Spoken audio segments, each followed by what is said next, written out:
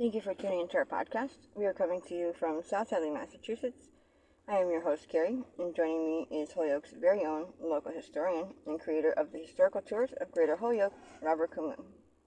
He offers both public and private tours, as well as presentations of the local canal systems, reservoirs, cemeteries, and churches, as well as various parks and streets in Holyoke, South Hadley, and Chicopee, Mass.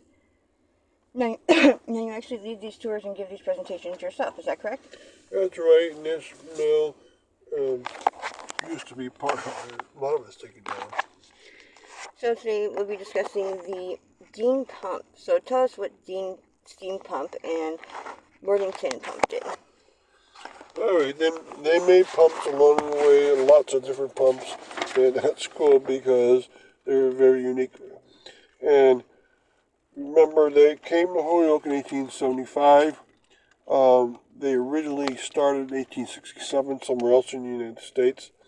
And along the way, they turned into Worthington pumps, probably about 1930s. And this was a separate company that just took over. And they didn't start where everyone thinks they started, and they were a vast company. And they were enormous. They probably were the biggest company in Holyoke by volume of the mill or by square footage of the floor place they took up. It wasn't the biggest company by the amount of employment they did because there was nothing that was down to the nitty-gritty like some of these fiber mills. So their production was incredible. It was spread over a vast area because pumps can be enormous. And so along the way, we're going to talk about all the things, location, production, and what has become of this company. And so what did they make?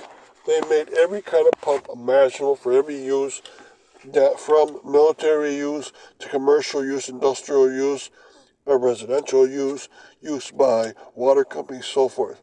So they can make pumps for different kind of chemicals, depending on how much chemical they want to push through, at what speed, and what chemical it was, because some chemicals bind together quickly, so they had to make them not be binding.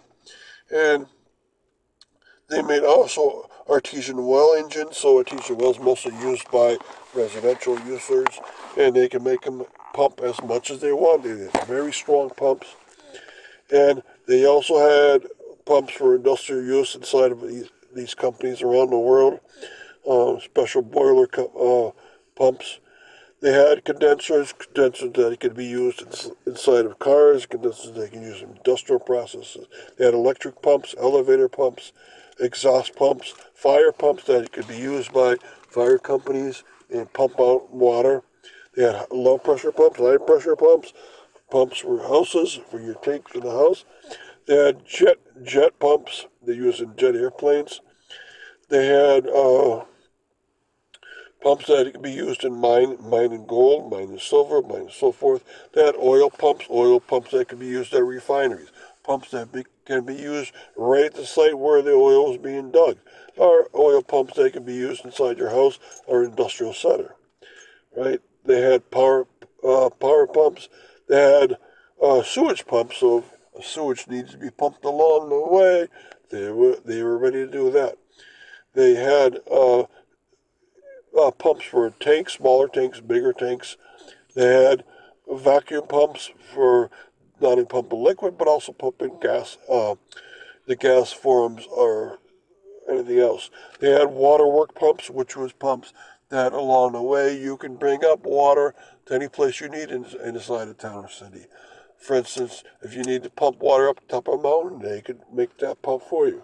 So they were the pumps company of the world. They're the best pump company in the United States for a very long time. They had many offices. This was a vast company. So sure, they were in Holyoke and they were enormous, but they also had pump offices around the world. So this was their pump mill, but they had to sell them.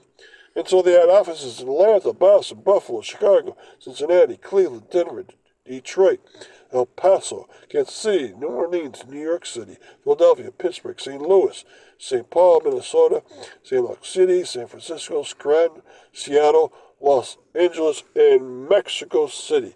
Can you believe how many pumps they were selling? This was a vast company. And where was the Deane pump located? Okay, they were first when they came to Holyoke, when they came in 1875. They were located near the Skinner Mill, and they were very small when they started out. And they was that way throughout the 1880s. So 1875 to about 1890 or so. And then they relocated to the the northwest corner of Appleton and Middle Canal Street. And they were not on the canal. They didn't need canal power at that point because electricity was starting to come around.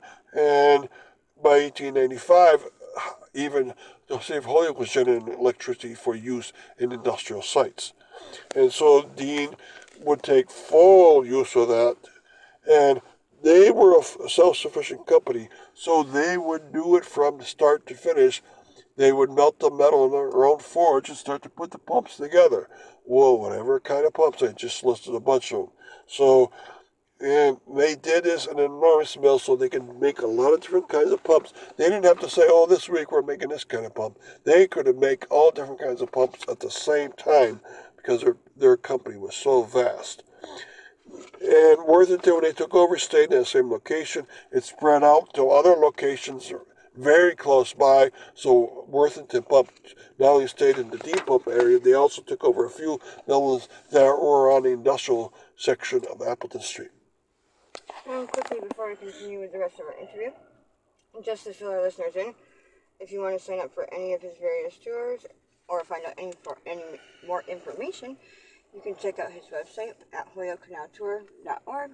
Make sure, and also past and present photos of the historical sites throughout as well. And if you're interested in setting up a private tour, you can email him directly at bobcat4214, capital B, at yahoo.com. And they are perfect for fun, educational, outdoor activities for the whole family, especially your special occasions and group parties and get-togethers. They're also good for just getting outdoors for the day. So getting back to our interview, what was production like at Deane Pump? Okay, remember this is a company that made a vast amount of items, and so production was incredible. And so I'll give you an idea of what happened along the way.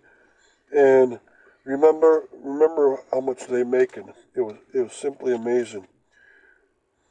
All right, so the factory itself mostly was bordered along Canal Street in the middle section of Canal Street.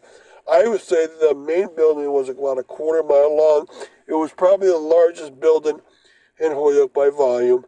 It is probably the longest building, and that was very important to be that way. And it didn't start off, it kept building and building upon itself.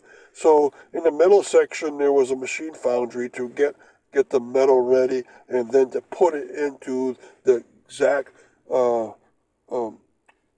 dimensions that he needed. So they had machinists galore at this company.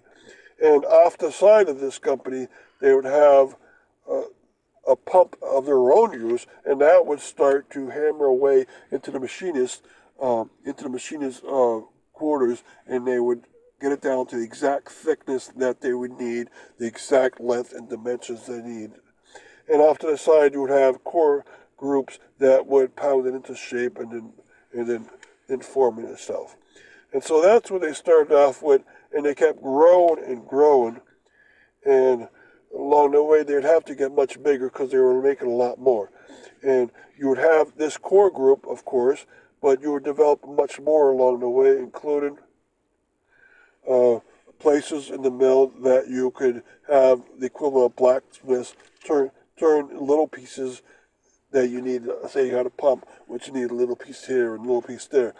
You would need to cut into that metal, so you had lathes going with cutters, and you would have a much incredible need for storage, and they made this grow by extending to the north, and that was a vast mill.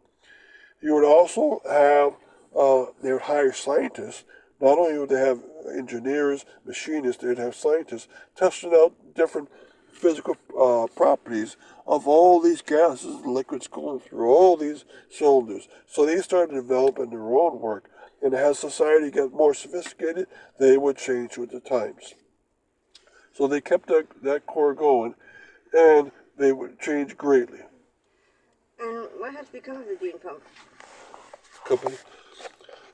What has become of it is that it stayed around Holyoke for a very, very long time, but it changed the worth in about the 1930s, and it kept going, and I think it probably lasted into the 1990s, early 1990s, before they went out of business. And the building stayed there, and it wasn't only about 5 years ago when they finally took down that main building, that building that was about a quarter mile long. And some of the smaller buildings that they had around it are still in place, so you can see some of those. But in general, that big mill is gone, and that's sad because this was the big pump mill of the United States. And it would be great to see parts of it still around. And thank you, Robert, for educating us on your tours. And we want to thank our listeners for tuning in. And you can also tune into a large selection of other podcasts and much more at his website. Again, that's holyokenowtour.org. And you can also email him directly for private tours or to inquire about anything else at bobcat4214, capital B, at yahoo.com.